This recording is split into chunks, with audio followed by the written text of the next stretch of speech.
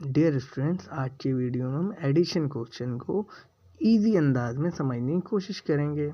आइए वीडियो को स्टार्ट करते हैं। 4 + 4 = डैश। 4 में अगर हम 4 को प्लस करें तो हमारे पास क्या आंसर आना चाहिए।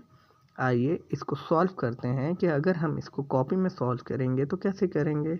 4 पर लिखेंगे, फिर नीचे क्योंकि हमें 4 में ही 4 को प्लस करना है तो हम नीचे दोबारा 4 लिख लेंगे और ऊपर वाले 4 को नीचे वाले 4 से प्लस करने का तरीका ये है कि हम लाइन ड्रॉ करेंगे।